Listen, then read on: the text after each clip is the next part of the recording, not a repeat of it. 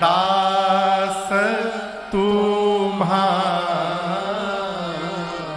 श्री रघुनाथ जी ने कहा कि हे नाथ, इस पिनाक को भंजन करने वाला अवश्य आपका कोई दास होगा। कहिए राम के लिए क्या आज्ञा है।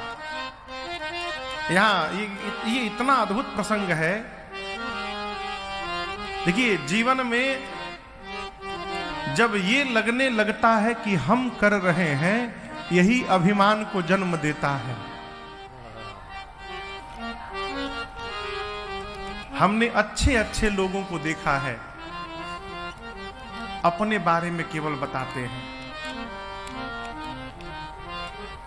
भैया, अच्छे अच्छे लोगों को, बड़े बड़े लोगों को, बहुत पढ़े पढ़े लिखों को मैंने देखा है, वो बताते हैं, हम सुन के मुस्कुराते हैं। अपने बारे में बताने से बचिए। हमारे एक चाचा है, कहते हैं बाबू, जिस पुष्प में सुगंध होता है उस पुष्प को बताना नहीं पड़ता है, उसके बगल से गुजरने वाले को स्वयं पता चलता है।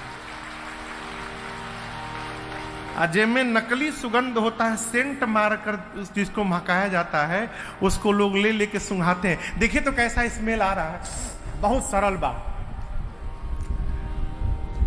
हमको एक लोग परफ्यूम दिए, परफ्यूम नहीं, इत्र। इत्र समझते हैं ना, इत्र। बहुत बड़े ब्रांड का इत्र दिए, इतनी बड़ी शीशी। तो हम एक ही दो इत्र है जो लगाते हैं ठाकुर जी को लगा करके। वो इत्र दिए, खोले, और जब पहली बार सूंघे ना तो लगा बेहोश हो जाएंगे।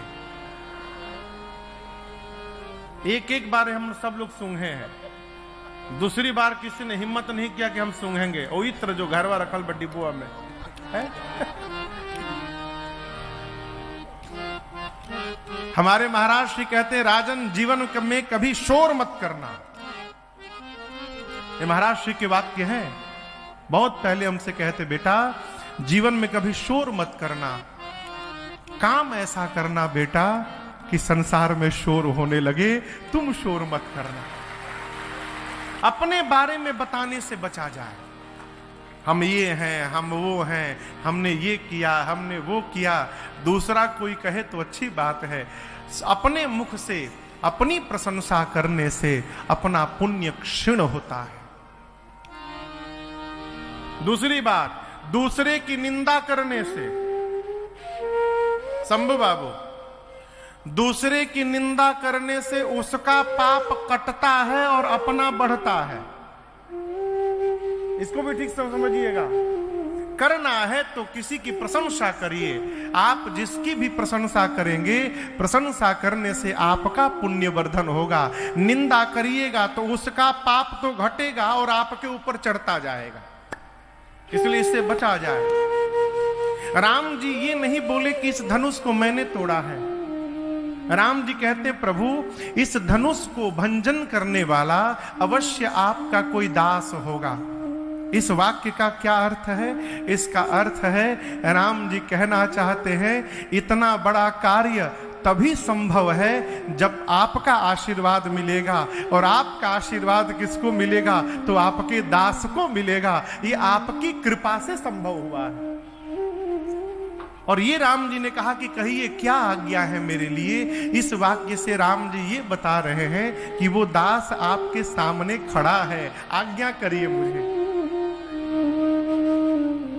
परंतु राम जी के ये सहज सरल शब्द श्री परशुराम जी के समझ में नहीं आए।